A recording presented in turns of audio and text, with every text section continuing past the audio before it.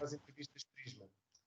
Escolhermos diferentes perspectivas de diferentes especialistas em diversas áreas do conhecimento e ouvirmos também experiências de vida que nos possam ajudar a compreender e a navegar os tempos em que vivemos. Hoje temos o prazer de ter como nosso convidado o Nelson Gomes. O Nelson Gomes é licenciado em Ciências Farmacêuticas, é doutorado em Ciências Biomédicas pela Universidade do Porto em 2014 e mudou-se para a Universidade de Kasetsart, na Tailândia, com uma bolsa de pós-doutoramento para continuar o seu trabalho na descoberta de moléculas com potencial terapêutico e obtidas a partir de fungos marinhos. Em 2016 iniciou uma nova linha de investigação na Rede de Química e Tecnologia, um laboratório associado para a Química Verde, da Faculdade de Farmácia da Universidade do Porto.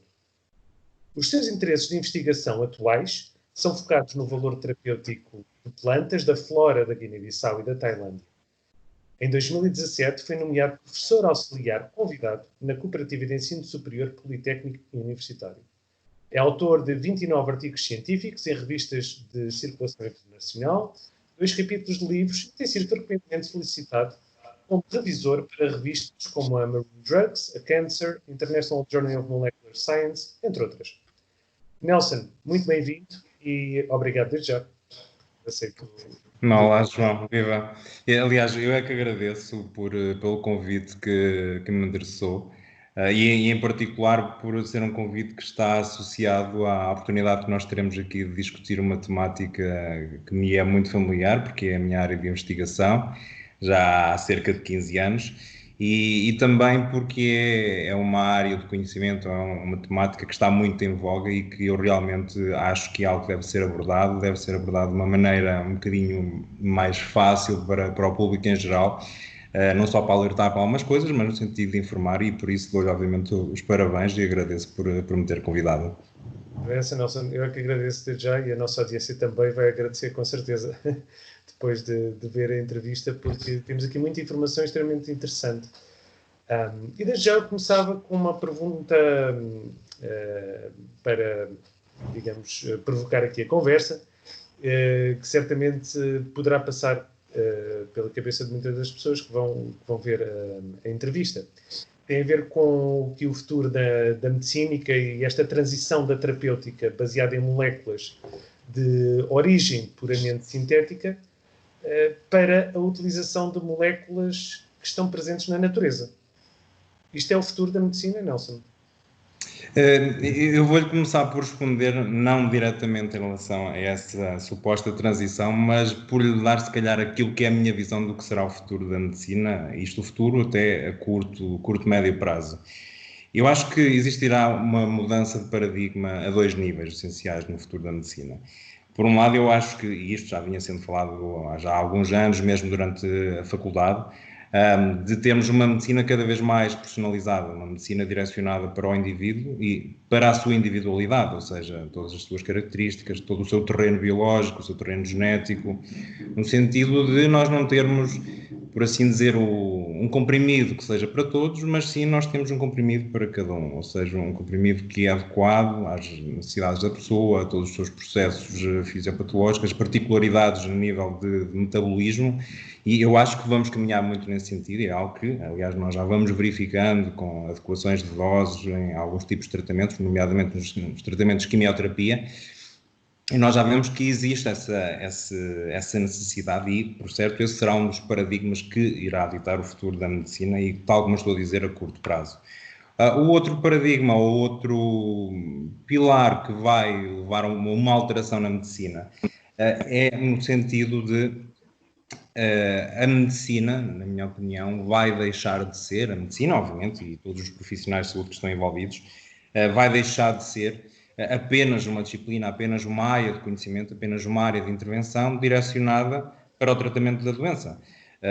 Eu considero e penso verdadeiramente que as pessoas vão deixar de ir ao médico apenas porque se sentem mal, apenas porque sentem algum mal-estar ou porque tiveram algum tipo de lesão. Eu acho que as pessoas vão começar a ir ao médico, vão começar a consultar os farmacêuticos, todos os profissionais de saúde, no sentido de dizerem, bem, eu sinto-me bem e assim quero continuar, Portanto, eu devo, obviamente, tentar ter aqui uma série de abordagens, com o aconselhamento, obviamente, dos profissionais de saúde, para que me mantenha com este bem-estar. Ou seja, no sentido de nós temos uma medicina cada vez mais direcionada para isso, ou seja, uma medicina de prevenção, uma medicina de bem-estar, que nos permite, obviamente, evitar o desenvolvimento da doença e não estar a atuar depois da doença, mas, obviamente, evitá-la. Aliás, nesse sentido, nós este ano vamos ter um summit em Lisboa, aliás, e aqui passa por felicidade, no dia 23 e no dia 24 de outubro, que é precisamente o Second International Healthy Aging Summit, onde algumas destas abordagens, não apenas farmacológicas, mas todas as outras, serão discutidas. Depois, relativamente àquilo que me pergunta em específico, ou seja, se haverá uma transição das moléculas puramente sintéticas para as moléculas de origem natural. Bem, eu não lhe diria que existirá essa transição. Eu, na minha opinião, eu acho que, aliás, nós, olhando para aquilo que é o arsenal terapêutico que nós temos atualmente, ou os fármacos que nós temos no mercado atualmente, nós verificamos que cerca, ou mais de 65% dos fármacos, na verdade, têm algum tipo de inspiração numa molécula de origem natural. Poderá não corresponder, obviamente, ou na maior parte dos casos não corresponderá à molécula que existe, ou não será a mesma estrutura química da molécula que nós encontramos na planta, no micro-organismo, ou até no organismo marinho, que está muito agora em voga, essa área de investigação, mas normalmente as moléculas desses fármacos, ou o princípio ativo desses fármacos, é baseado numa estrutura de origem natural.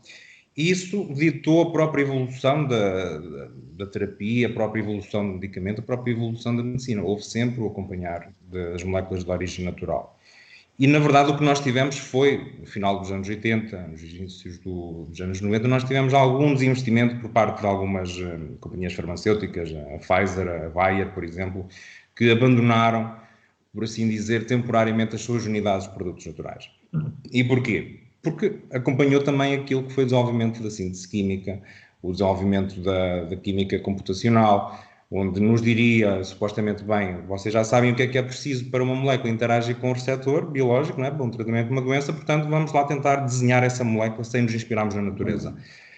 Pensaram que iria correr bem, correu bem, mas não correu tão bem como seria esperado. Portanto, na verdade, eu acho que nós nunca tivemos essa transição do natural para o sintético. Tivemos um abandono, por assim dizer, temporário, mas agora aquilo que nós assistimos é um interesse renovado nas moléculas de origem natural, nesse sentido de continuarmos a ter mais fármacos e mais opções terapêuticas.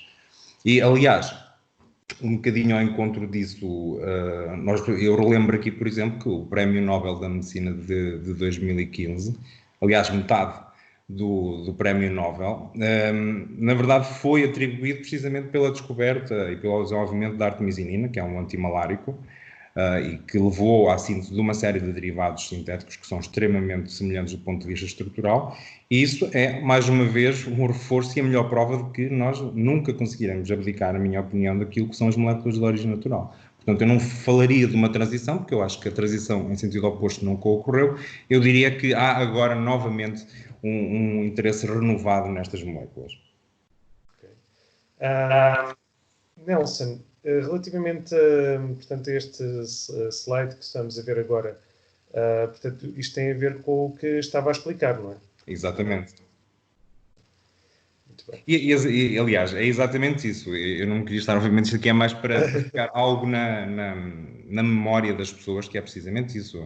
Houve um abandono progressivo porque, na verdade, e quando nos restringimos, por exemplo, às plantas, para haver o isolamento da molécula ativa, para fazer a sua produção em elevada quantidade, existiam sempre algumas limitações que fazem com que esse processo seja extremamente demorado.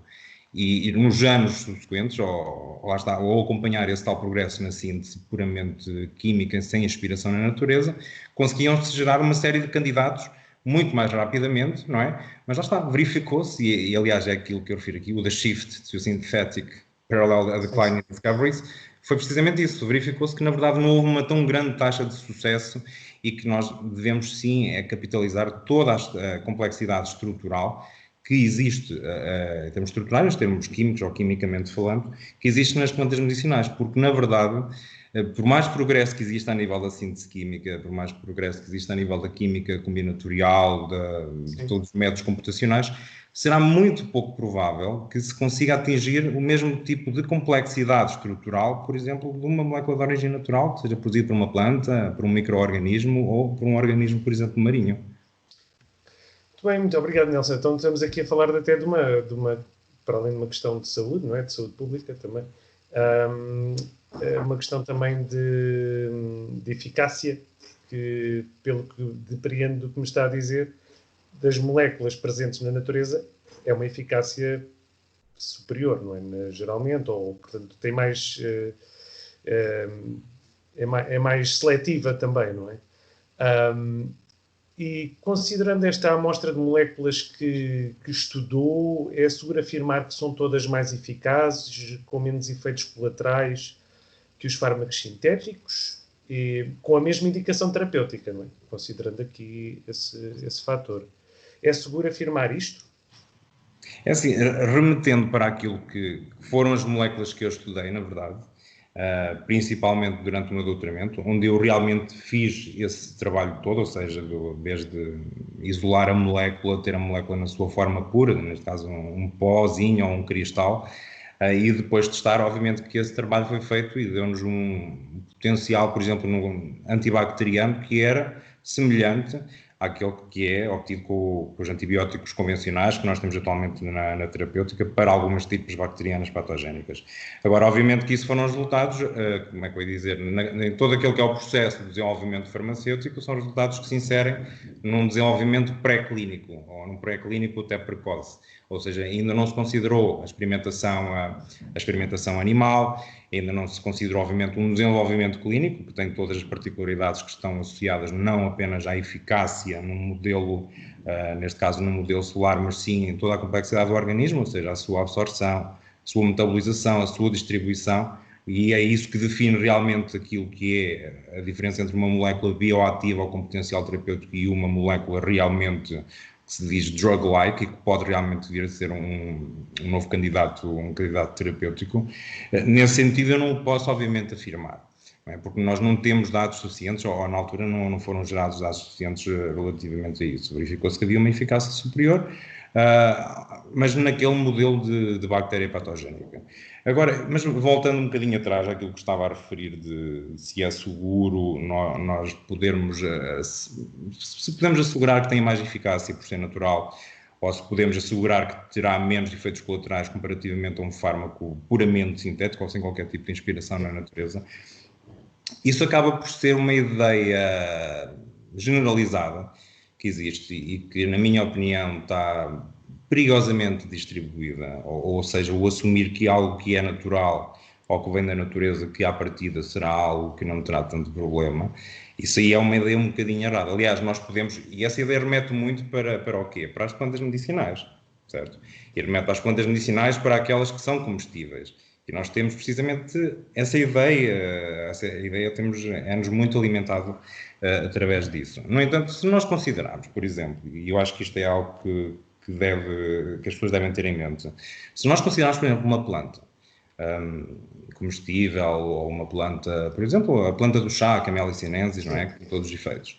Mas se olharmos, por exemplo, para uma marijuana, se olharmos para a papoula do ópio, por exemplo, as pessoas, neste sentido, já ninguém vai, obviamente, dizer, bem, é natural, à partida não haverá problema. Sabe-se bem que não. E é aquilo que é, obviamente, difundido a nível da comunidade científica e mesmo também para o público em geral, e bem difundido, porque é verdade.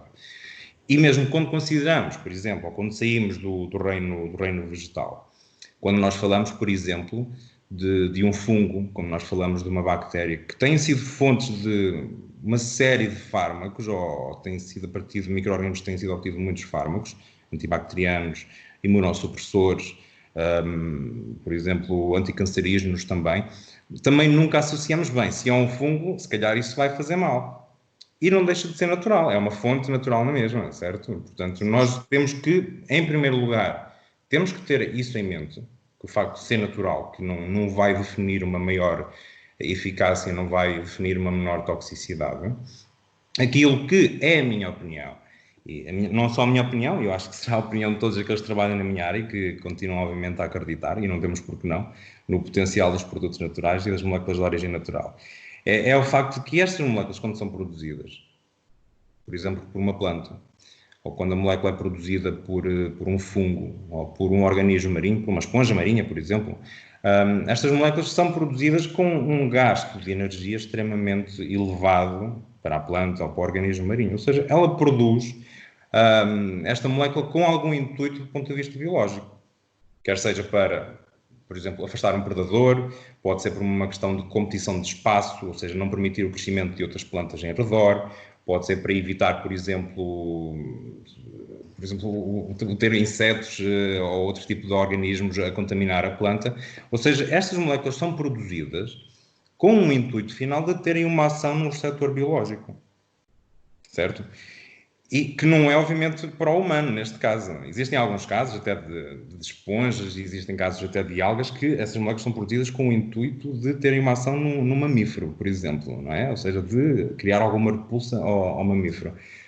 E, na verdade, quando nós pensamos nisso, ou seja, se temos uma molécula que é produzida com o intuito de ter uma ação biológica, é muito mais provável que essa molécula também tenha um efeito no humano.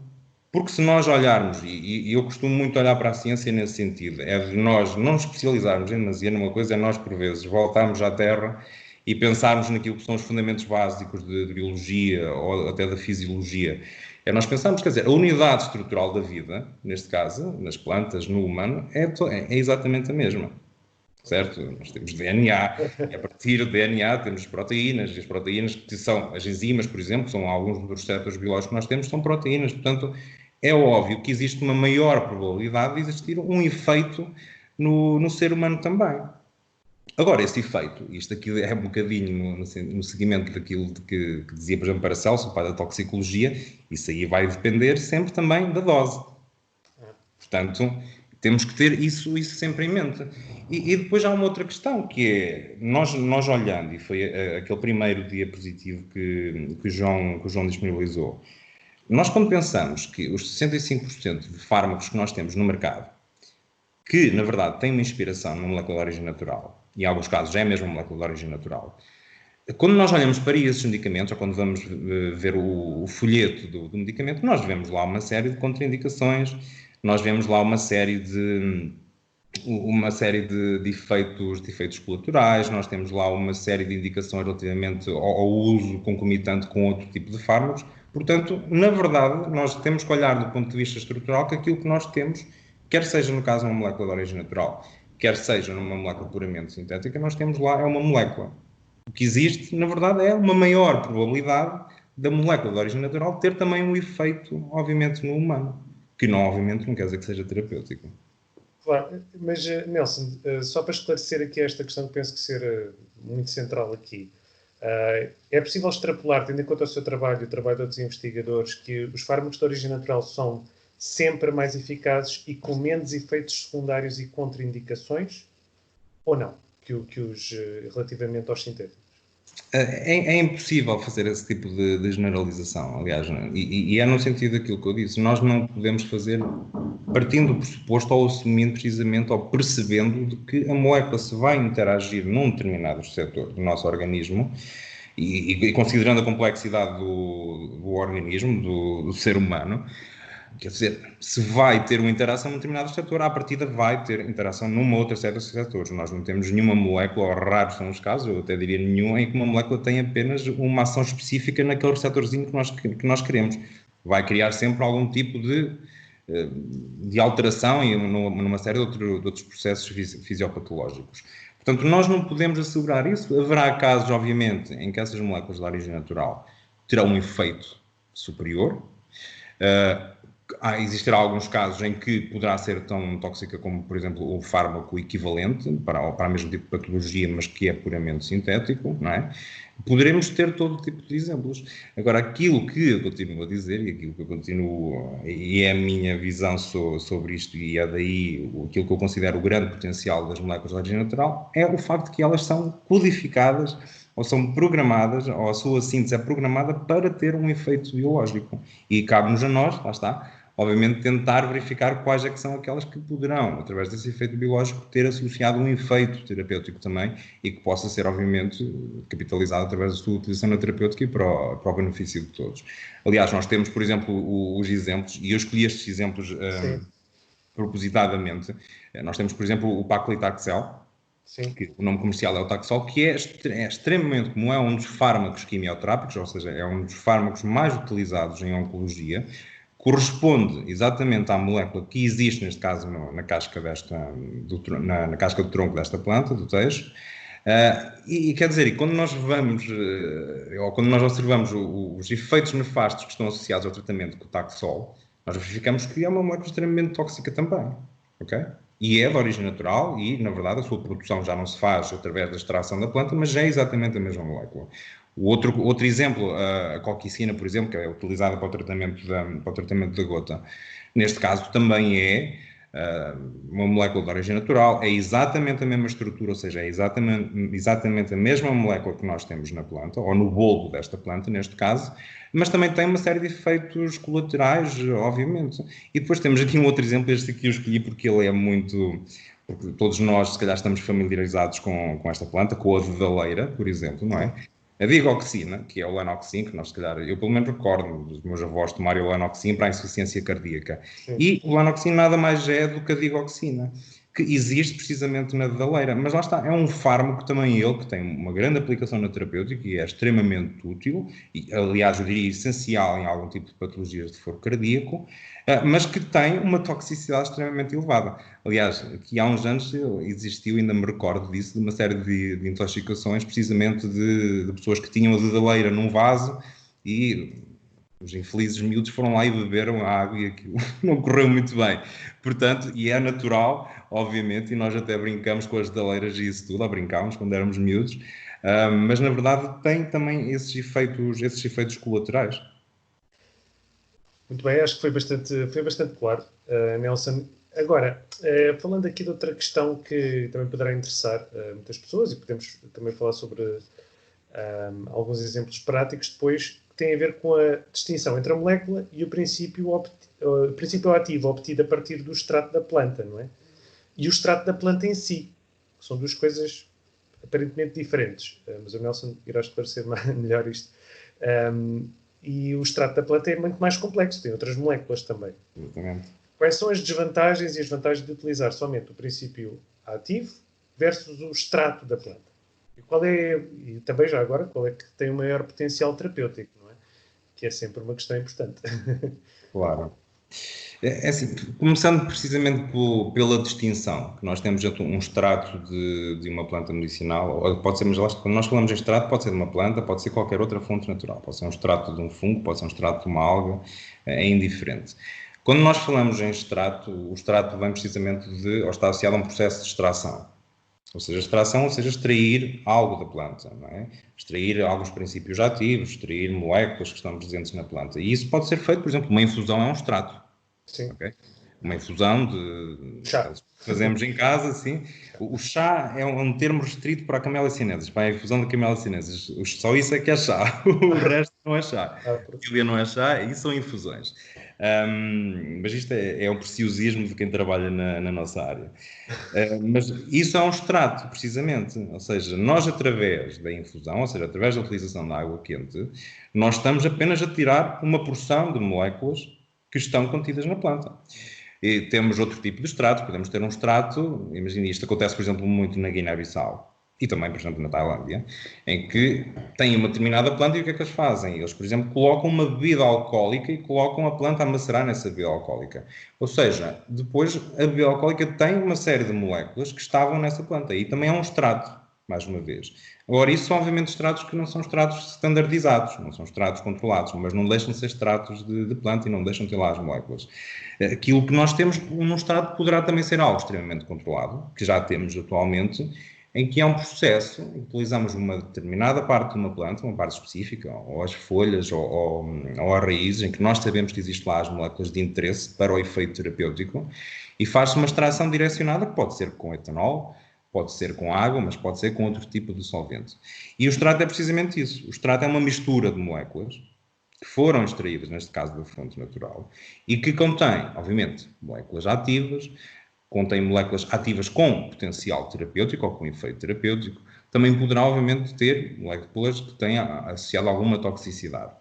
Quando falamos em molécula ou o princípio ativo, que é para isso que nos remete o fármaco ou o medicamento convencional que nós conhecemos, que vamos comprar e está num comprimido ou numa cápsulazinha, ou até um injetável, nesse caso nós temos apenas uma molécula, ou por vezes já temos combinações, não é? Por exemplo, temos os antibióticos, o clavamox é uma combinação de duas moléculas, por exemplo. Ou temos uma combinação de duas moléculas, ou seja, é muito mais restritivo, não temos aquela complexidade que nós temos, por exemplo, no extrato, temos apenas uma ou duas moléculas. E agora, o falar em vantagens ou desvantagens, mais uma vez, não se pode generalizar. E tal é a complexidade, neste caso, dos processos fisiológicos, não apenas no humano, mas nos mamíferos, no geral, nos animais, é muito complexo ou não nos permite fazer esse tipo de generalização. Existiram casos, por exemplo, eu lembro-me agora, por exemplo, do Valispert, que é aprovado, vende-se nas farmácias o Valispert como sendo um medicamento mesmo, e vem naquelas cápsulazinhas, mas o Valispert é precisamente um extrato da raiz da valeriana, que é utilizado pelos seus efeitos ansiolíticos muito leves, obviamente. Eu utilizava muito na altura do secundário, quando estava em exames, por exemplo, para me acalmar um bocado.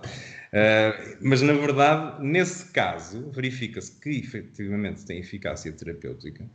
Sabem-se quais são os princípios ativos, ou alguns dos princípios ativos que são responsáveis por esse efeito, mas, na verdade, isto aqui ainda não está detalhado a nível, apesar de já estar no mercado há muitos anos, ainda não se sabe, na verdade, quais serão as moléculas que contribuem para o efeito terapêutico na generalidade. Ok? E nós, neste caso, poderemos ter uma vantagem. E essa vantagem pode surgir através de quê? Imaginando que nós temos um extrato, em que temos, dentro de 10 moléculas que existem no extrato, 5 dessas moléculas são estruturalmente semelhantes, ou seja, têm uma estrutura química muito semelhante. Nós, nesse caso, o que é que nós poderemos ter? Poderemos ter um efeito aditivo. Okay? É um somatório dos efeitos de cada uma delas. À partida, se tem uma estrutura química semelhante, vão se ligar aos mesmos receptores. Okay? Ou seja, nós conseguimos ter um efeito aditivo e isso pode ser importante em que sentido? Mesmo no sentido da toxicidade, de evitar usar um princípio ativo em elevadíssima concentração, nós usamos 5 princípios ativos em concentrações mais baixas. Okay? E o efeito poderá ser o mesmo. A outra vantagem que pode estar associada a um extrato, neste caso, é as outras 5 moléculas, dessas 10, serem estruturalmente diferentes e irem atuar num outro setor diferente. Ok? E nesse sentido, do ponto de vista global, nós podemos ter um efeito terapêutico que resulta da ação, por exemplo, em 2 setores distintos, que está tudo, e através da utilização apenas de um extrato. E nesse caso nós podemos ter essa vantagem.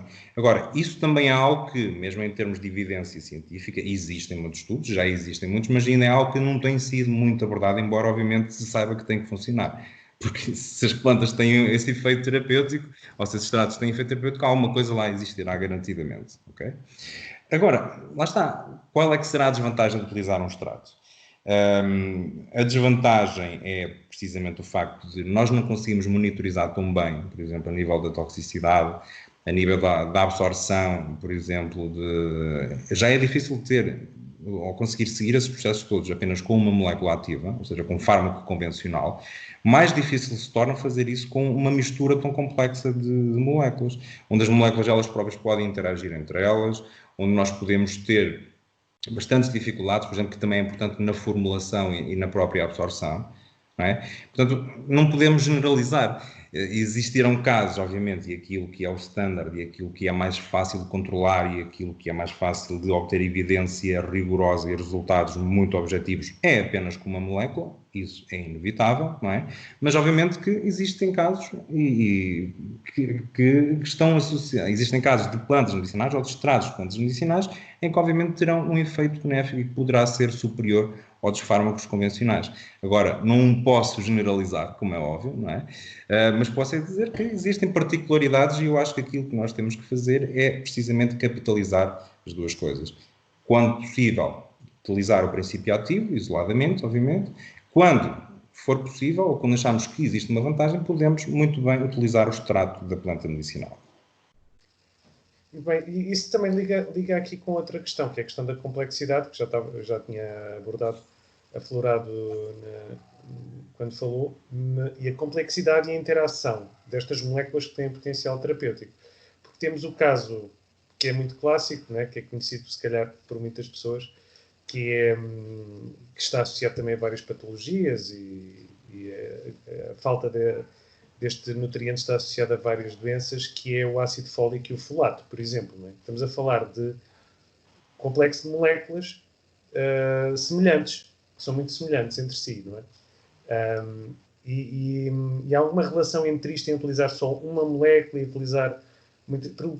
Corrija-me se eu tiver errado, mas o meu entendimento é que, por exemplo, no caso do ácido fólico e do folato, eles existem. O folato existe no extrato, digamos, natural, não é? É o que está presente no alimento. O ácido fólico é o princípio ativo que é extraído, não é? É uma molécula simples. É correto isto? Mais ou menos. É assim, olhando de um ponto de vista químico, eu diria até que o ácido fólico e o folato é a mesma coisa. Ok? Agora, o que existe, aliás, remete para a vitamina B9. Agora, na verdade, aquilo que existe nós temos há uma denominação comum para os folatos e eu penso que será o conceito que tem sido mais utilizado é o referir ao folato como sendo a ocorrência do ácido fólico numa fonte natural, num alimento, por exemplo, nos alimentos de folha escura, por exemplo, em que o ácido fólico, nesse caso, ou uma das unidades, ou um dos elementos do ácido fólico, é o ácido glutâmico, ele está polimerizado. Ou seja, ele não ocorre sempre da mesma maneira.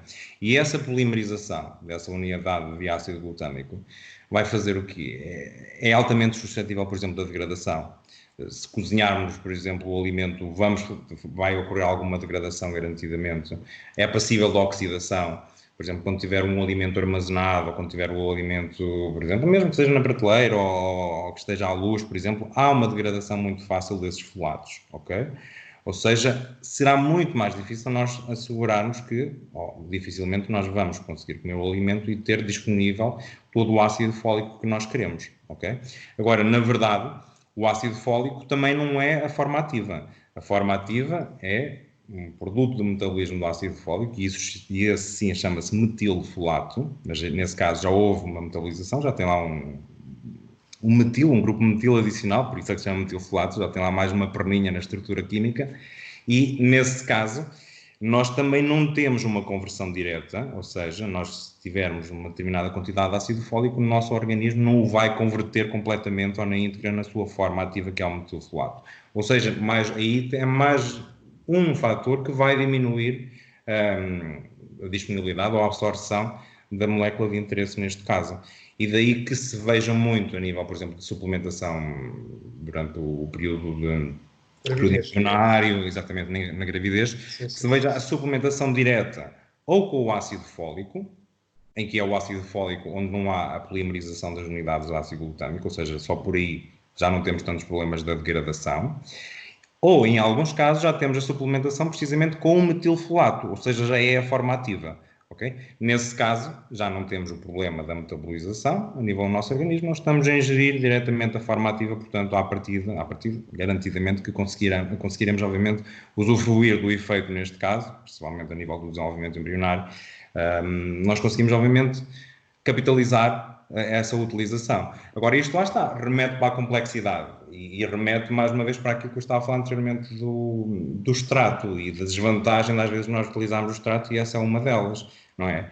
Nós podemos ter realmente o ácido fólico ou uma forma de um folato na planta ou no alimento, não é? Mas que não é tão biodisponível para o humano, ok? E nesse caso é uma limitação. Certo? Neste caso, obviamente, que é muito melhor nós, pura e simplesmente, irmos comprar um suplemento de metilfolato, neste caso, ok? E isto, lá está, remete, neste caso, essa complexidade estrutural, ou essa maior complexidade estrutural do folato que existe no alimento, neste caso, não é vantajosa, mas existem outros casos, obviamente, em que a complexidade estrutural, em termos químicos, é extremamente vantajosa porque vai permitir, por exemplo, que uma determinada molécula com uma determinada complexidade estrutural permita, por exemplo, atuar em mais de um receptor em simultâneo, ou conseguir modular, por exemplo, um determinado receptor biológico. Portanto, mais uma vez, e eu acho que por isso é que esta área é tão cativante, nós não podemos, por isso simplesmente, fazer qualquer tipo de generalização em relação a isto.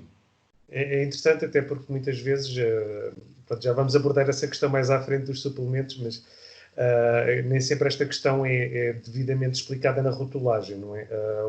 Portanto, não há. Esta é outra questão que já vamos falar. Antes de mais, eu queria também falar aqui um pouco da questão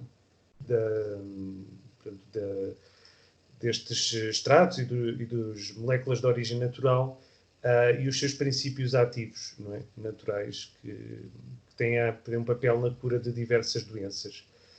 Como é que há aqui uma perspectiva histórica, Nelson, que nos possa dar sobre como é que nós abandonamos esta medicina mais tradicional para agora termos que estar a recuperar novamente, porque estamos a descobrir, graças ao seu trabalho e de muitos outros, que tem um grande potencial em propriedades terapêuticas.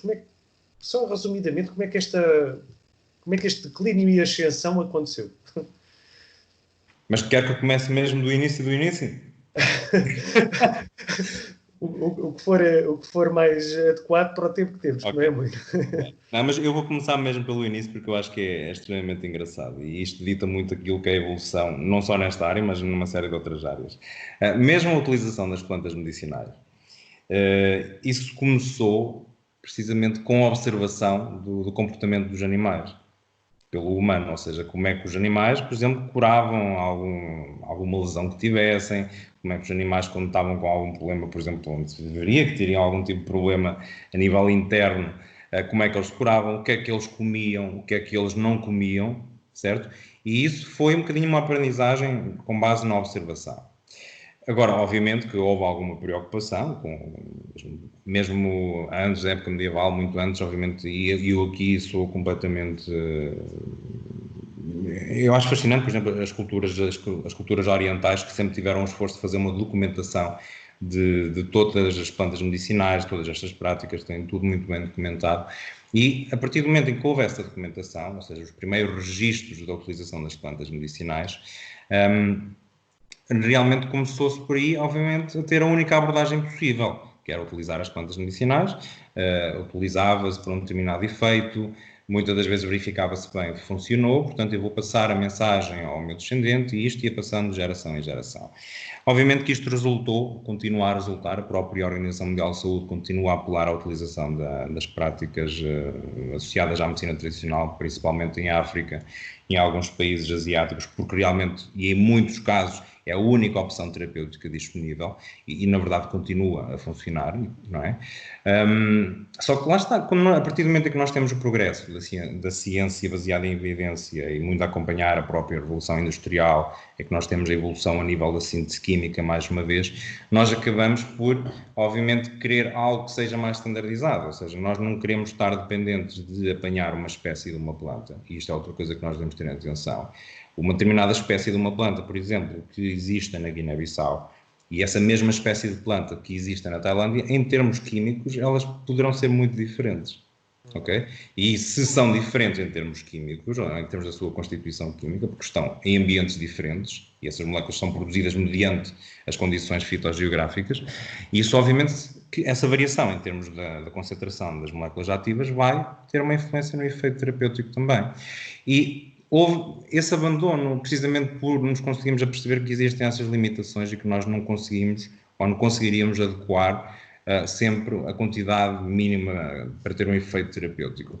E lá está, em paralelo temos a evolução da síntese química e a possibilidade de nós termos sempre a mesma quantidade da molécula ativa dentro da cápsulazinha, dentro do comprimidozinho, não é? E, obviamente, conseguirmos assegurar que, a partir do momento em que é absorvido, neste caso, comprimido, por exemplo, ou a cápsula, que vamos efetivamente ter o efeito terapêutico que é desejado, ok?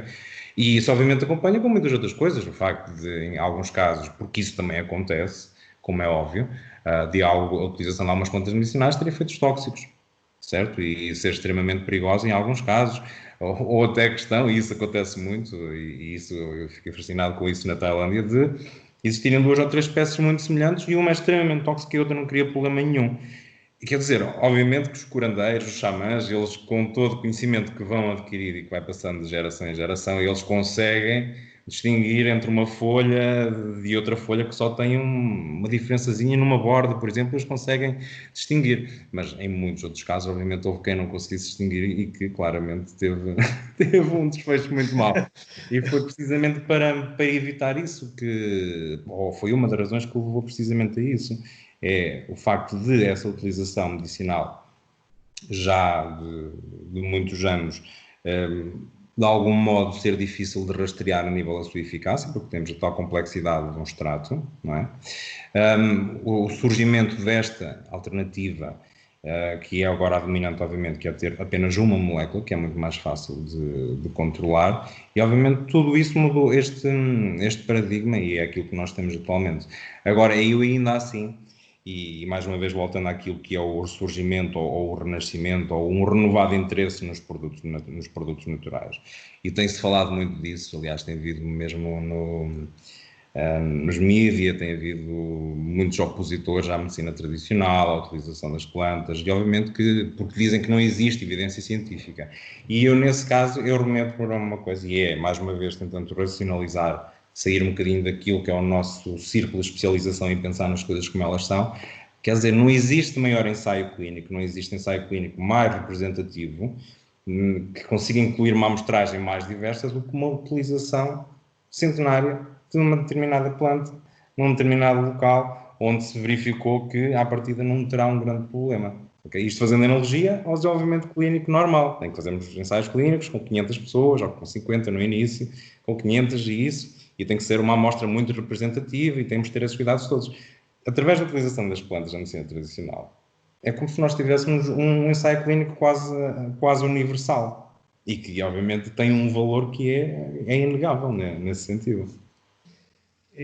Então, esta retrospectiva, houve, na sua opinião, aqui, digamos, alguma influência também desta necessidade de escalar e levar medicamentos, não é?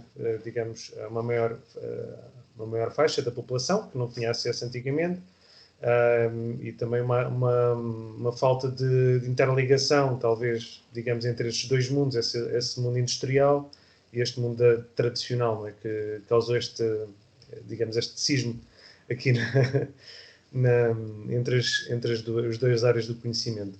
Mas ainda bem que estão aqui, graças ao seu trabalho e muitos outros, isso está a ser novamente ligado e colmatado. E voltando a falar um pouco, aqui na sua investigação, durante o seu percurso académico, no doutoramento e pós-doutoramento, estudou e identificou várias moléculas muito importantes e estudou-as, quer em fungos marinhos, quer em plantas. Estas são duas fontes, pelo que eu percebo, são duas fontes naturais diferentes de moléculas para a medicina, não é? Consegue citar alguns exemplos, também 3, ou os que lhe ocorrerem de cada, consegue dizer quais são, em termos muito genéricos, porque isto obviamente terá muito que se lhe diga, não é? Mas em termos muito genéricos, considerar dizer quais são as principais diferenças e características entre os fungos e as plantas e as moléculas extraídas deles? Isso é uma pergunta muito, muito pertinente e é algo sobre o qual eu próprio tenho pensado e as coisas que eu vou lendo e o facto de eu ter já trabalhado com com essas duas fontes. Aliás, também já trabalhei com alguns organismos marinhos, neste caso não micro-organismos, mas macro-organismos, com algumas lesmas, por acaso, acho que a amostragem foi feita em Lisboa.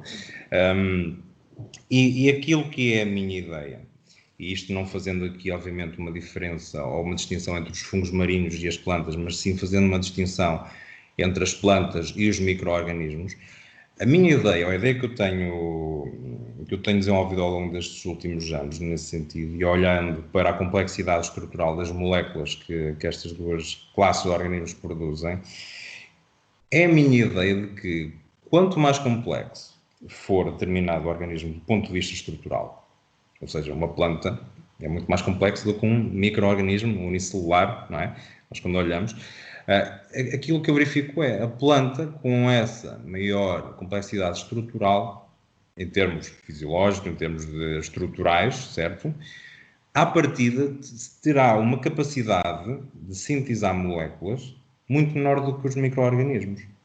Eu acho que é aqui uma relação um bocadinho inversa, e aliás é aquilo que eu tenho visto. Enquanto trabalhei com os fungos marinhos, eu isolei moléculas com uma complexidade estrutural, e 3 delas eram moléculas novas, com uma complexidade estrutural que eu dificilmente, ou uma delas, não encontro, por exemplo, numa planta, ou não vejo uma planta com a capacidade de produzir. E isto vai no sentido, e isto é outra pista, é outra das coisas que eu acho que é extremamente interessante na área dos produtos naturais, é nós olharmos mais uma vez para qual é que é o intuito da produção dessas moléculas por esses organismos. O fungo não tem capacidade de locomoção, o fungo é um ser extremamente básico do ponto de vista estrutural. Portanto, ele tem que arranjar alguma maneira para sobreviver e para se conseguir adaptar, não é? E essa maneira e essa estratégia que ele tem para conseguir realmente evoluir e manter-se perante nós durante tantos milhares de anos, no caso dos fungos, é precisamente através da produção de moléculas. Ou seja, é através precisamente de defesas químicas. Okay? E essa defesa química normalmente está associada a uma complexidade a nível químico e estrutural que é muito superior precisamente às plantas. Okay? E lá está, as plantas, obviamente, como já têm uma estrutura diferente, como já são organismos multicelulares muito mais complexos, aquilo que eles fazem é uma produção de moléculas que normalmente são estruturalmente mais simples. E aliás, eu aqui faço até uma analogia, ou faço aqui a passagem para aquilo que são as moléculas de origem marinha, e aqui neste caso no geral, e faço aqui uma espécie de uma representação gráfica mental que eu acho que é muito engraçada e ajuda-nos a perceber isso, que é precisamente o facto que nós já temos neste momento cerca de 10 fármacos no mercado que são de origem marinha. Nem em todos os casos corresponde à molécula que foi originalmente isolada da esponja ou da estrela do mar ou do tunicado. Mas temos já 10 fármacos no mercado, o que é muito, na verdade, porque isto é uma área extremamente recente. E é curioso que, desses 10 fármacos, 8 são utilizados para o tratamento de cancro. Ou seja, são utilizados em oncologia. E isto remete mais uma vez para isso. Nós, quando pensamos numa esponja marinha, em que é um animal séssil, ou seja, não tem capacidade de locomoção, tem um corpo mole, portanto, é o ser, se calhar, dos mais desprotegidos que existem, ainda por cima num ambiente tão extremo como o ambiente marinho. E, na verdade, as esponjas marinhas já existem há milhares, milhões de anos, ok? E isso verificou-se, quer dizer, mas como é que conseguem, obviamente, sobreviver? Conseguem sobreviver, lá está, através de uma evolução que lhes permitiu ter a produção de moléculas que têm uma ação, neste caso, extremamente destrutiva, em todos os predadores que se tentem, obviamente, não é? Que tentem, obviamente, comer, por exemplo, essas esponjas, e isso é como? Através de uma ação extremamente tóxica, que normalmente está associada a um processo a nível celular ou de destruição celular. E nós, quando fazemos este paralelismo com a utilização dos fármacos antitumorais, grande parte dos fármacos antitumorais baseiam-se precisamente nisso, numa destruição celular, numa inibição da multiplicação celular, para nós não termos uma multiplicação celular rápida neste caso das células cancerígenas. E eu acho isto muito engraçado. E lá está, quer dizer, aquilo que eu vejo é uma complexidade, por um lado, associada à própria estrutura, à própria capacidade evolutiva em termos estruturais dos organismos, e aqui eu diferencio entre os micro-organismos e os macro-organismos, e depois temos a complexidade estrutural associada ao ambiente onde estão inseridos.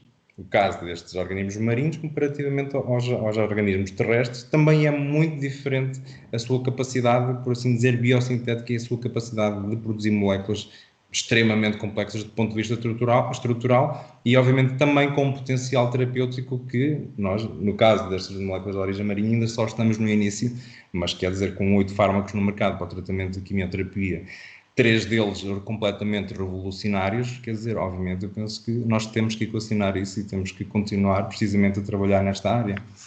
E, pelo que eu percebo, então, no caso das doenças crónicas, a coisa está bem encaminhada, não é? Relativamente às doenças transmissíveis, há alguma promessa, alguma evolução notável neste aspecto, destes fármacos, há aplicações destes fármacos? Também tem. Aliás, daqueles 10, isto remetendo para os de origem marinha, daqueles 10 de origem marinha, o primeiro que foi introduzido no mercado, isto já foi no final dos anos 50, aliás, no final dos anos 50 houve essa descoberta, depois tiveram cerca de 30 anos sem ninguém voltar a mergulhar para o fundo do mar para procurar mais algumas coisas, mas o segundo que foi introduzido no mercado, que também é uma molécula inspirada numa molécula de uma esponja marinha, foi precisamente a vidarabina, que é um medicamento, é um fármaco, é uma molécula neste caso, com propriedades antivirais. E é precisamente dessa vidarabina, e eu acho que todos nós conhecemos, por exemplo, que foi desenvolvido o Zovirax, utilizado para o herpes, por exemplo, e foi precisamente através da vidarabina. E não só, quer dizer, nós quando olhamos, por exemplo, para os antibióticos mais convencionais que nós temos na terapêutica, não é? As penicilinas, os beta-lactâmicos no geral, as penicilinas, as cefalosporinas, elas foram originalmente produzidas por fungos e a sua descoberta foi precisamente através de fungos. E o oposto também temos antifúngicos, aliás, é engraçado nós vermos isto acontece muito nos micro-organismos, isto é muito engraçado, que é os fungos têm a capacidade de produzir compostos antibacterianos, ou seja, para eliminar as bactérias, que isto acontece quando nós temos comunidades microbianas, e as bactérias, por sua vez, muito frequentemente produzem compostos antifúngicos ou com capacidade antifúngica. E é aquilo que eu estou a dizer. Nós temos, por exemplo, os beta-lactâmicos no mercado já há muitos anos, nós temos uma série de antivirais, como por exemplo o caso da vidarabina, portanto nós também nesse sentido nós estamos muito bem encaminhados, não apenas nas doenças infecciosas, mas também nas doenças, obviamente, crónicas, como estava a falar, e nas doenças metabólicas. E lá está, eu acho que é engraçado.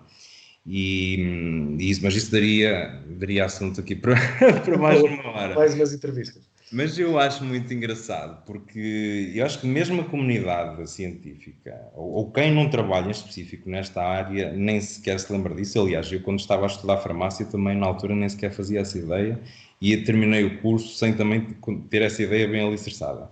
Só, obviamente, ao longo destes últimos anos é que eu fui verificando, quer dizer, nós temos uma série de fármacos antidiabéticos. Temos a metformina, por exemplo. A metformina é um derivado das biguanidas. E as biguanidas foram originalmente obtidas de onde? De uma planta da galega, por exemplo, que existe muito na Europa. E foi isso que levou à metformina, que é o antidiabético ou um dos antidiabéticos de referência. Anticoagulantes, por exemplo, temos o dicumarol. O dicumarol, e isso é um caso ainda mais engraçado, que foi no início, verificou-se que havia uma série de coelhos, eu penso que isto foi no Reino Unido, uma série de coelhos que andavam a comer um composto, aquelas folhas podres e essas coisas todas, e a palha podre, e verificou-se que eles tinham uma série de hemorragias, então tentou-se perceber porquê. E foi a partir daí que se descobriu precisamente o dicumarol, que é, obviamente, mais um agente anticoagulante que também é muito utilizado e que também esteve envolvido no desenvolvimento da varfarina, por exemplo, que é um anticoagulante de referência, ok? E lá está, o que é que aconteceu nesse caso? Foi, mais uma vez, fomos à procura porque é que aquilo acontece e verificou-se nesse caso que não era de uma planta em específico, era de um composto, ou seja, de uma mistura de plantas podres, e era um fungo que era responsável depois pela produção dessa molécula. E lá está.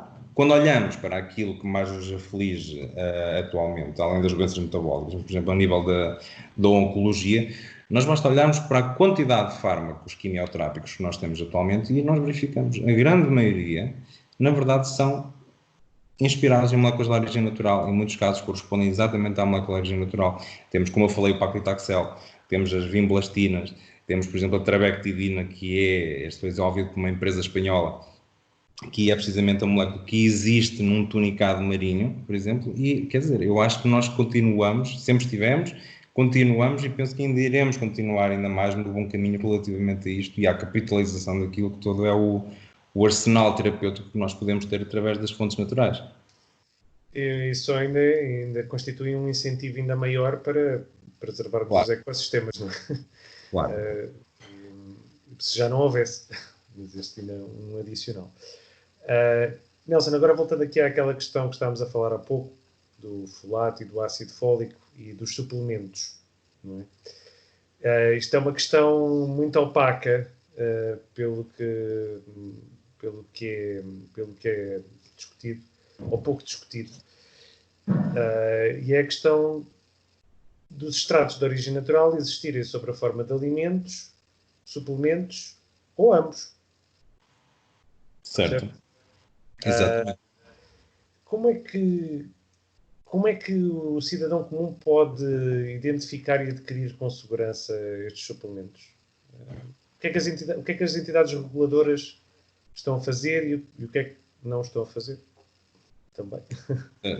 Isso acaba por ser, aliás, isso muito se falou sobre isso e finalmente começa a haver aqui uma ação um bocadinho mais concertada nesse sentido. E ainda bem que fala nisso, e eu vou-lhe aqui fazer precisamente um paralelismo, que é nós pensarmos, por exemplo, eu há bocado falei-lhe do Val Esperto, do extrato de valeriana, em que nós compramos, obviamente, ou está disponível na forma de medicamento na farmácia, certo? Mas também o podemos comprar na forma de suplemento alimentar. Porque existe nas ervanárias, por exemplo, também, e às vezes nas próprias farmácias nós temos o medicamento e temos o suplemento alimentar. Só que existe logo aqui um contrassenso, porque do ponto de vista regulamentar, um suplemento alimentar não pode ter associado qualquer tipo de efeito terapêutico. Pura e simplesmente não pode. Mas nós sabemos que o extrato de valeriana está lá, e embora no rótulo não diga que tem um efeito terapêutico, neste caso um efeito ansiolítico ou calmante, nós sabemos que realmente esse efeito existe. E isso é um problema porquê? Porque enquanto, e nós atualmente nós já temos uma regulamentação para os extratos à base de plantas, em que eles são introduzidos no mercado a nível local através do Infarmed, a nível europeu através da Agência Europeia de Medicamento, em que eles têm que seguir uma série de passos, têm que cumprir com uma série de requisitos para que sejam aprovados e para que seja dada a sua introdução no mercado. Mas neste caso, entram pela via do medicamento. Aliás, exatamente, temos aqui o exemplo da calêndula, por exemplo, que é muito utilizada na Europa, na medicina tradicional, e que foi o primeiro a ser introduzido no mercado através desta via, que é uma via que é extremamente controlada e que é análoga à via usual para a introdução dos medicamentos no mercado. E obviamente que isto aqui confere-nos mais segurança, certo? Obviamente que neste caso nós temos uma standardização, nós sabemos a quantidade de extrato que nós lá temos, nós sabemos onde é que a planta, a origem da planta através da qual se fez esse extrato, nós temos uma posologia, que é o que nós temos aqui, nós temos cuidados a ter, nós temos a indicação terapêutica, nós temos contraindicações, nós temos interações medicamentosas, a duração do tratamento. Temos tudo isso. Agora, se nós tivermos, que também temos, por exemplo, extratos de calêndula a serem introduzidos no mercado como suplementos alimentares, nesse caso eles entram pela via do alimento, ok? E, nesse caso, quer dizer, não se pode dizer que existe uma grande segurança. Temos casos, obviamente, em que são as próprias indústrias farmacêuticas ou laboratórios, por exemplo, que trabalham na área dos nutracêuticos, em que sabemos que eles cumprem com todas as regras de boas práticas de fabrico, sabemos que eles cumprem com uma série de regras a nível de autenticidade, ou autenticação, por exemplo, da amostra vegetal, e que à partida haverá segurança. Mas muitas das vezes nós também vamos, por exemplo, a uma loja, por exemplo, de plantas ou produtos naturais, e aqui que nós temos é um saquinho com o extrato lá dentro, ou com umas folhas, quer dizer, isso nem o extrato é, não é? Só com as folhas, e nós não sabemos de onde é que vem, nós não sabemos se está contaminado, porque muitas das vezes está contaminado com outras plantas, ok? E nesse caso é um perigo muito grande. Portanto, aquilo que nós temos é, por um lado, um medicamento à base de plantas introduzido no mercado, pela via regulamentar e pela via do medicamento, ok? Extremamente controlado, poderá ter algum efeito adverso, mas lá está. Isso é tal como num fármaco convencional. E, por outro lado, temos a introdução no mercado, que, neste caso, sob a alçada da Direção-Geral da Agricultura e da Veterinária, temos a introdução no mercado de esse mesmo produto, muitas das vezes, mas que não tem que cumprir com todos os pressupostos a nível regulamentar e não tem que cumprir com todos os critérios de qualidade, de eficácia e de segurança. E é essa a grande diferença que nós temos, que obviamente que acaba por também ser um grande perigo. E eu digo um grande perigo porquê? Porque é curioso, e ainda aqui há umas semanas estive a ler um artigo sobre isso. As pessoas não vão deixar, obviamente, de ir comprar estes suplementos, as pessoas não vão deixar de recorrer a estes produtos à base de plantas, e em muitos dos casos as pessoas que não vão deixar de fazer são as pessoas que têm problemas ou têm doenças de foro metabólico, Ou seja, são aquelas doenças onde a pessoa não vê uma melhoria evidente ou uma melhoria no imediato através da terapêutica convencional ou da abordagem farmacológica convencional. E acabam por ir comprar estes produtos no desespero. E pior é, e isso também foi algo que eu vi no artigo, que cerca de 60% dos doentes oncológicos acabam por recorrer a estes suplementos. Obviamente no desespero, porque veem que o fármaco antitumoral não está a resultar, ou não está a resultar tão atempadamente como seria desejável, ou que tem uma série de efeitos colaterais que são extremamente desagradáveis, e acabam por recorrer a estas plantas, e acabam por recorrer a estes suplementos. E obviamente que tem uma série de perigos, porque estes suplementos, se não estiverem devidamente controlados, se não estiverem aprovados pela Agência Europeia de Medicamento ou pelo Infarmed, poderão ter muito perigo, precisamente neste tipo de doentes, poderão interagir com a terapêutica que eles próprios estão a ter, não é? A nível, por exemplo, da quimioterapia, existe uma série de plantas que interagem com os quimioterápicos ou com os antitumorais. E nesse caso está ainda a neutralizar ou a ter um efeito contrário àquele que seria desejável. E nesse sentido, sim, nós devemos ter, ou deveria existir, uma regularização mais centralizada, como acontece nos Estados Unidos. Nos Estados Unidos, quer seja um medicamento, ou quer o produto à base de plantas entre pela via do medicamento ou pela via alimentar, é tudo da responsabilidade da Food and Drug Administration. Okay? Portanto, é um procedimento muito mais centralizado, é muito mais fácil rastrear qualquer tipo de problema que existe e é muito mais fácil, obviamente, assegurar essa qualidade, a eficácia e a segurança desses produtos. Aqui nós ainda estamos assim um bocadinho no limbo, e isso remete para uma história engraçada que eu tive, e que foi precisamente, e que demonstra precisamente esse vazio que nós temos aqui em Portugal, na Europa no geral, que foi o extrato de uma planta medicinal da Tailândia, que eu pedi que me enviassem, e na verdade lá está, foi um extrato, não vinha rotulado, ou vinha rotulado, mas não foi uma amostra comercial, foi minha colega, uns colegas da Tailândia que prepararam um extrato a partir de uma planta e enviaram-me aquilo, um líquido assim castanho muito feio. E quando chegou à alfândega, ligaram a dizer, bem, isto aqui tem que ser controlado, ou nós precisamos da emissão aqui de uma autorização por parte da Direção-Geral da Agricultura e da Veterinária. E eu liguei, e aquilo que me foi informado na altura foi, bem, isto não é um alimento, garantidamente, isto não é um suplemento alimentar, portanto, isto aqui se me diz que vai ser utilizado no sentido de investigar as suas propriedades terapêuticas, e neste caso o seu perfil químico, isto tem que ser pelo Infarmed. E pronto, obviamente entrei em contato com o Infarmed e o Infarmed diz-me, não, mas isto também não é um fármaco, isto não é um medicamento à base de plantas, isso tem que ser a Direção-Geral da Agricultura e da Veterinária. Ou seja, eu andei aqui no limbo, precisamente porque existe este vazio legal, ok? E isto, neste caso, não houve problema nenhum, fui lá buscar lá a Tailândia, melhor foi, mas no caso em que nós falamos entre um medicamento e um suplemento alimentar, quer dizer, este tipo de vazio legal é extremamente pernicioso e é muito perigoso para o utente no geral. Portanto, falta aqui mais supervisão, mais regulamentação. Completamente. E mais, também pelo que eu percebo, uma maior coordenação também, não é? A rotulagem muitas vezes tem que haver uma standardização. Exatamente. Entre os vários países, talvez. Não sei se sim, exatamente. Não, aliás, a nível europeu, quer dizer, eu aqui em Portugal estou a falar da Direção-Geral da Agricultura e da Veterinária, mas a nível europeu é pela Agência Europeia European Food Security Agency, ou seja, a Agência Europeia de Segurança do Alimento, ou da Segurança Alimentar, que coordena isto tudo. E, na verdade, tem algumas guidelines, assim, muito soft, muito levezinhas para os suplementos alimentares, mas quer dizer, mas acaba por não ser nada, não é? Comparativamente ao controlo rigoroso que nós temos, por exemplo, quando são introduzidos pela via do medicamento. E, aliás, eu aqui chamo para uma coisa que é curioso, e isto é de louvar, que isto penso que isto foi implementado em 2006 ou em 2009, em 2006, que foi precisamente no sentido de assegurar um maior controlo. Existe agora um procedimento simplificado para a introdução de medicamentos à base de plantas no mercado, pela via do medicamento, precisamente, que é com base na sua utilização tradicional. Neste caso, o que é que nós temos? A União Europeia, ou a Agência Europeia do Medicamento, exige que determinada planta seja utilizada há 30 anos, pelo menos, na medicina tradicional e pelo menos há 15 desses 30 anos seja num Estado-membro da União Europeia.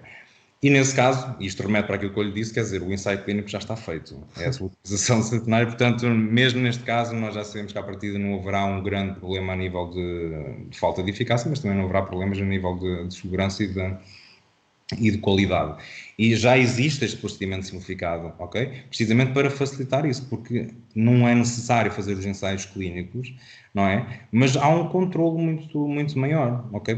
Porque a preparação desse extrato tem que cumprir uma série de requisitos, tem que ter toda a informação no rótulo, tem que ter a posologia, tem que ter as contraindicações, tem que ter isso tudo. E isto é uma via que tardou, não é? Já surgiu muito tarde, mas acho que está precisamente no alinhamento e no sentido daquilo que será a evolução dos próximos anos, ou seja, de regulamentar cada vez mais precisamente estes suplementos, porque na verdade muitos desses suplementos alimentares têm efeito terapêutico, ok? E poderão não ter problema algum, mas em outros casos poderão ter, obviamente, efeitos que são extremamente nefastos para o utente. E o seu trabalho parece ser fascinante, Nelson, e imagino que a nossa audiência imagino que a nossa audiência possa desconhecer como é que funciona este processo científico, e que vai desde a descoberta ou recolha destas plantas ou fungos no seu habitat até ao processo. Deve ser minucioso, certo? De isolamento das moléculas em laboratório. Pode resumidamente guiar-nos, só para termos uma ideia de como é que é o processo, de uma ponta à outra, do princípio ao fim. Claro, é assim, na verdade é um processo extremamente complexo e extremamente demorado. Aliás, aquele tal desinteresse temporário das indústrias farmacêuticas nos produtos naturais foi por causa disso, é porque realmente é um processo que demora muito tempo. Mas é muito fácil de explicar e de perceber. Normalmente o que nós temos é, ou seguimos a via de ter alguma inspiração na utilização medicinal, neste caso de uma planta, não é? E o que é que nós podemos fazer? Nós fazemos uma amostragem da planta, uma determinada quantidade, ou da parte em específico da planta que é utilizada na medicina tradicional. A nível do laboratório, fazemos a tal preparação do extrato, não é? Utilizando, por exemplo, podemos fazer um extrato aquoso com água, mas podemos usar extrato com solventes orgânicos. Eu sou muito adepto, por exemplo, dos cloroformos, porque tiram uma série de compostos muito específicos. E depois o que nós temos ficamos com um extrato, normalmente assim ou com um líquido ou com uma massa assim muito feia, muito pouco atrativa, e nós temos que tentar separar todos os componentes que aí existem. Obviamente através de uma série de procedimentos cromatográficos, são técnicas separativas acima de tudo, que é para conseguir separar tudo que existe nesse extrato. E à medida que nós vamos separando, nós podemos isolar e purificar as moléculas para as testar isoladamente. Isto aqui no sentido daquilo que será a via para conseguirmos, obviamente, um fármaco no futuro. Não é? Nós temos esse isolamento e depois de ter essa molécula isolada, podemos verificar que estruturalmente não é nova, ou seja, é uma molécula que já existe há muitos anos e podemos logo ver, bem, não vai ter interesse nenhum, não vale a pena estarmos a perder tempo. Pode ser uma molécula que não é estruturalmente nova, mas que ainda não está muito estudada, ok? E nós, nesse sentido, vamos olhar bem, para a utilização medicinal, se é utilizada neste sentido, ou para determinado, por exemplo, o tratamento de algum tipo de patologia associado com um background inflamatório, nós vamos testar numa série de ensaios que são representativos ou que são indicativos do potencial anti-inflamatório, ok?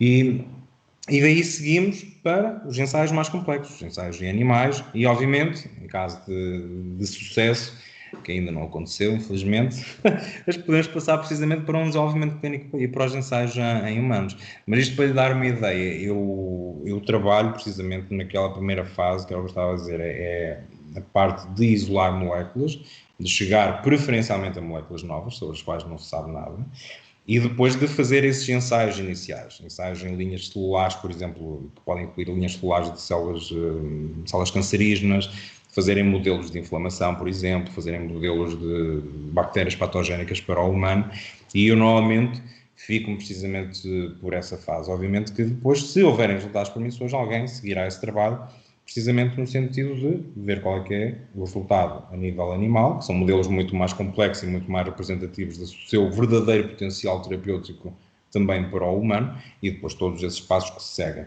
Mas para lhe dar uma ideia, todos estes passos, e na eventualidade de conseguirmos, ou se conseguir realmente ter um fármaco no mercado, isto não demora menos do que 10 anos, garantidamente. Isso é bastante tempo, não é? e vai requerer certamente maior investimento, talvez, digo eu, para que haja a expansão que é necessária. Não é? E tendo em conta que o potencial, creio eu, não estaria a exagerar a dizer que está mais que provado, não é? O potencial. Exatamente. Não, e é engraçado porque é tal coisa, e nós estamos aqui a falar muito em plantas, nós estamos a falar em fungos, que são coisas que nós reconhecemos imediatamente e que nos são familiares. Mas lá está, existem tantas coisas que nós podemos descobrir a nível, neste caso, de moléculas com potencial terapêutico, e é algo que está agora a começar a ficar na moda, que é nós, por exemplo, estudarmos espécies tanto de macro-organismos, ou seja, de espécies de plantas, mas também ou de animais marinhos, mas também micro-organismos de ambientes extremos. A Antártida, por exemplo, nós temos aqui o caso, por exemplo, dos Açores. Nós temos uma série de micro-organismos que se conseguem desenvolver junto às fontes hidrotermais, ou seja, junto às fontes vulcânicas, ou seja, em temperaturas elevadíssimas, em ambientes altamente tóxicos e conseguem sobreviver. E remeto para aquilo que eu estava a dizer, se conseguem sobreviver, e sendo seres tão simples, eles têm que se adaptar através da produção de algum tipo de molécula ou através de uma defesa química. E isso, obviamente, tem um potencial que eu diria que é infindável, ou seja, que nós não conseguimos sequer ainda ter noção. E realmente, nesse sentido, é necessário mais investimento nesta área e é necessário, garantidamente, mais pessoas a trabalhar nesta área, mas também um interesse, ou um maior interesse, neste caso, das companhias, das indústrias farmacêuticas. E o Nelson também tem uma história muito curiosa para contar sobre uma senhora que conheceu na Tailândia, quando esteve lá a fazer investigação e que introduziu a diversas espécies de plantas. Quer partilhar essa história connosco, Nelson? Claro, aliás, foram várias histórias nesse sentido, mas remete sempre tudo para o mesmo. E eu aqui isto acaba por me levar a algo que é a tal importância de nós tentarmos preservar esse conhecimento da medicina tradicional. E que é estar com, ela era docente universitária também, mas era uma botânica. Mas é fantástico de nós estarmos no meio da floresta, com uma série de plantas, muitas das plantas que nós ensinamos nas aulas, e nós ensinamos, estou a falar no sentido de, aqui na Europa, nós falamos das plantas, por exemplo, em farmácia falamos muito das plantas que são utilizadas para a extração de determinado tipo de molécula para um fármaco, nós falamos de plantas tóxicas, nós falamos disto, daquilo, e nós estamos no terreno e não conseguimos reconhecer nenhuma. E isso é altamente frustrante, mas é engraçado que, exatamente, esta senhora aqui de t-shirt e de polo amarelo. E é muito engraçado que ela consegue aliar todo o conhecimento empírico que adquiriu, através dos familiares dela, através das populações indígenas da Tailândia. Ela conseguiu conciliar todo o conhecimento empírico. Ela vai connosco na floresta e ela dá-nos uma planta, olha, prova esta folha. E nós ficamos, obviamente, mas eu vou provar esta folha, mas isto me mata. É que nós ficamos com medo e ela assegura-nos, não há problema nenhum, que eu sei muito bem que esta folha desta planta não vai fazer problema. Vai-te dar, por exemplo, uma determinada experiência do ponto de vista sensorial. E depois realmente experimentamos a planta e às vezes já davam plantas que aquilo tinha um sabor intragável e ela fazia de propósito. E ela dizia-me, bem, esta planta tem este sabor, ou tu estás a sentir esse sabor precisamente porque tem lá este classe de composto, tem lá estes compostos. E isso é impressionante, porque eu, obviamente, apesar dos anos que tenho de investigação, que também não são muitos, confesso, não só 15, mas olhando para docentes que nós temos e para todos os docentes nesta área, produtores neste mundo ocidental, nós vamos para estes sítios e nós não conseguimos reconhecer as plantas que nós realmente ensinamos nas aulas. Nós não temos confiança, nós sabemos bem, a planta tem efeito terapêutico, mas ainda assim, quando esta senhora nos dá, nós ficamos a pensar, e se isto não é mesmo a planta, ou se isto tem efeito tóxico, isto me vai fazer mal. E é engraçado, eu tive que confiar plenamente nesta senhora, ainda bem que confiei, porque foi uma experiência incrível. E é engraçado que lá está, é a utilidade de conseguir aliar esse conhecimento tradicional, conseguir aliar esse conhecimento empírico com aquilo que é a ciência moderna, a ciência baseada em evidência, e ela conseguiu harmonizar isso tudo de uma maneira tão perfeita que transmite-nos segurança e acaba por ser algo incrível, porque lá está. Quer dizer, eu mesmo aqui em Portugal eu não ando por aí a comer as plantas que vou encontrando, como é óbvio, E ele ainda mais medo tinha, mas lá está. Mas nós conseguimos confiar cegamente nestas pessoas e é muito inspirador. Nós conhecemos pessoas deste tipo.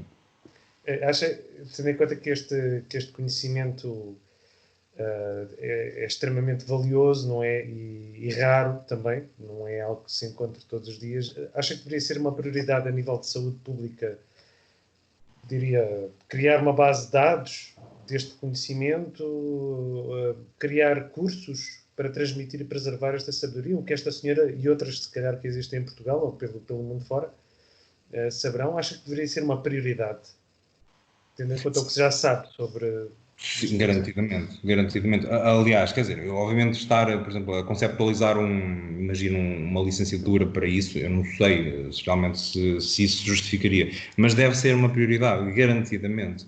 E aliás, e mais uma vez, eu aqui partilhando o meu fascínio pelo Oriente, e aliás nós reconhecemos isso na medicina tradicional chinesa, não é? Nós reconhecemos que eles têm tudo catalogado, tudo. E agora, por exemplo, no caso da Tailândia, o atual governo, eles próprios estão numa tentativa de haver um ressurgimento, um renascimento e de incentivarem a utilização das plantas medicinais e querem e estão a fazer uma documentação extremamente detalhada de todas estas plantas. E porquê? Porque se reconhece precisamente esse potencial. Não a utilidade que tem para as comunidades locais da utilização das plantas por si só, não é? Em muitos casos em que é a única opção disponível, mas também no sentido de que esse conhecimento tradicional pode nos guiar para a descoberta de um fármaco para um determinado tipo de doença. E, aliás, e foi isso precisamente que aconteceu no caso do Prémio Nobel da Medicina em 2015, em que, neste caso, a senhora tem um nome muito engraçado, que é a Tuyuyu, em que aquilo foi o trabalho que ela desenvolveu nos anos 70, precisamente, a mesma coisa que eu fiz durante o meu doutoramento, andar a isolar moléculas, e ela isolou a artemisinina precisamente da artemisianum, que é uma planta extremamente comum. Mas ela não se lembrou, por isso, simplesmente de estudar a artemisia só porque sim. Ela inspirou-se num documento do ano 300, onde referiam precisamente a utilização desta planta para o tratamento da febre, e ela é que suspeitou, bem, na altura a febre estava muito associada, houve uma vaga, por exemplo, da malária, e ela associou, bem, se calhar utilizavam para a febre, se calhar seria a febre associada à malária, portanto vamos lá ver, então, vamos seguir esta receitazinha para preparar o tal extrato no laboratório e vamos ver se realmente esse documento do ano 300, repare, se realmente tem alguma lógica ou não. E tanto tem lógica que levou ao desenvolvimento de um antimalárico e ao desenvolvimento de uma série de antimaláricos adicionais que revolucionaram, do ponto de vista de saúde pública, acabaram por revolucionar os nossos dias. Okay? Algo do ano 300, um documento do ano 300 que conseguiu modificar completamente aquilo que é o atual cenário a nível do tratamento da malária, que é uma doença que aflige milhões e milhões de pessoas. Okay? Portanto, obviamente que esse conhecimento deve ser preservado. Nas culturas ocidentais já se abandonou um bocado, ou até diria que já se perdeu. Ainda existe algum, como estava a falar, a equinácea, por exemplo, era muito utilizada na Europa, porque nós também temos a medicina tradicional na Europa. Mas lá está, muitas dessas, tal como aconteceu neste caso do Prémio Nobel de 2015, existe mais uma série de plantas que nós podemos obviamente aproveitar e que nos podem guiar para a obtenção de novas moléculas que podem, em último caso, permitir ter uma nova opção terapêutica para uma série de doenças, e obviamente que é um valor inestimável e é algo que devemos obviamente fazer para preservar. A Organização Mundial de Saúde, como eu digo, tem a ver, apesar de uma série de vozes dissonantes, tem obviamente também incentivado isso, mas eu acho que neste caso tem que haver uma articulação, eu diria a nível mundial, uma articulação global, que é para nós realmente conseguirmos preservar este conhecimento, porque na verdade não é conhecimento por si só, não é uma documentação histórica, é uma documentação histórica que pode ter repercussão na nossa vida atual. E salvar vidas, acho que. Exatamente, e salvar vidas, exatamente. E salvar vidas, que acho que isso ainda é o mais importante, e também preservar os ecossistemas e o mundo natural, que pelo que percebi, existe aqui uma simbiose que tem que ser protegida, não é? E uma sinergia que tem que ser protegida. Nelson, queria agradecer desde já a sua presença e o seu testemunho e também a sua experiência, não é? Que nos passou, que acho que extremamente valiosa e certamente poderá ajudar e vai ajudar muitas pessoas a compreender melhor esta questão dos suplementos, da alimentação, também do potencial terapêutico que existe nas moléculas extraídas de plantas ou de fungos marinhos e este potencial é claro e ficou claro, creio eu, que existe e tem que ser mais explorado ainda. E agradeço desde já ter passado este seu conhecimento e quero agradecer também à nossa audiência e esperemos que fiquem a conhecer um pouco melhor e o mundo em que vivemos e que esta experiência ajude também a compreender melhor o mundo e a navegar melhor no mundo em que vivemos. Muito obrigado, Nelson. Continuação de um bom dia para si e obrigado mais uma vez. Obrigado, eu. E, aliás, espero precisamente que isto não só tenha sido esclarecedor para o público em geral, mas espero também que incentive muitas outras pessoas, principalmente os que trabalham na área da saúde, na farmácia, isso tudo, a seguirem precisamente por esta área de investigação, porque, na verdade, somos poucos. Fica aqui o apelo também, é necessário mais pessoas e mais investimento. Exatamente. As duas coisas. Muito obrigado, Nelson. Obrigado. Até à próxima. Até à próxima.